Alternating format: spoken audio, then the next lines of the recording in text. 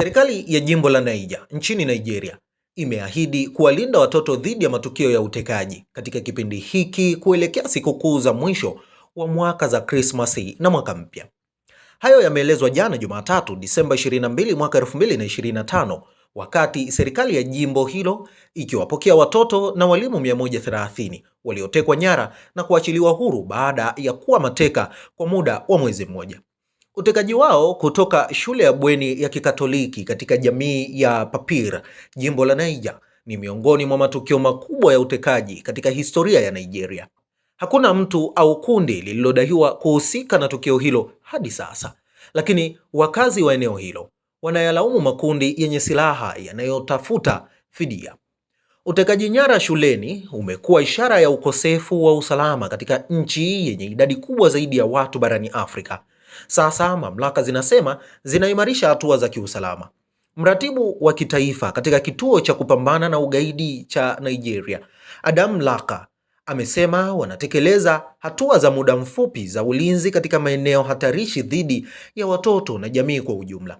Amesema wanashirikiana na serikali za majimbo, viongozi wa kimila na kidini ili kupata suluhisho la kudumu kwa ajili ya usalama. Na hapa nanukuu, elimu haipaswi kuathiriwa na vurugu. Tunaendelea kufuata sera na operesheni zitakazorejesha imani, kufungua tena shule kwa usalama na kuhakikisha kuwa haki ya kila mtoto wa Nigeria ya kupata elimu katika mazingira salama inalindwa. Mwisho wa kunukuu. Hata hivyo, maafisa wa serikali hawajaweka wazi iwapo walilipa fedha zilizoombwa na watekaji au la ili kuachiwa watoto hao. Na hapa nanukuu, sidhani kama ni haki sana kwa mfumo au kwa serikali kuulizwa kama pesa zilitumika au la. Jambo la muhimu zaidi ni kwamba tumewarejesha watu hawa bila madhara. Mwisho wa kunukuu.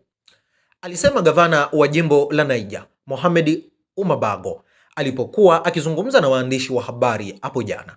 Na hapa nanukuu, mambo mengine ni yetu sisi, si yenu.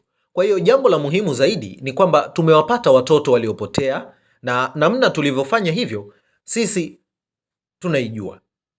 Mwisho wa kunukuu, aliongeza kiongozi huyo. Shule hiyo ilisema watoto wengi waliotekwa nyara walikuwa na umri kati ya miaka 10 na 17. Hivyo watoto hao wataungana na familia zao kwa ajili ya kusherehekea sikukuu ya Krismasi na mwaka mpya.